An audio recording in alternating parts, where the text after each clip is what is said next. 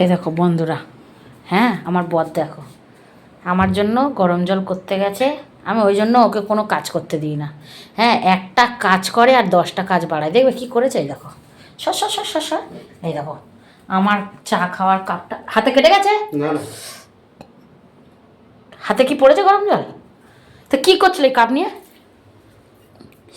এত গরম ওই কাপে জল দেয়, দেখো ভেঙে দিয়েছে। এই দেখো, এই দেখো টুকরো করেছে, দেখো কত টুকরো করেছে, দেখো এই দেখো।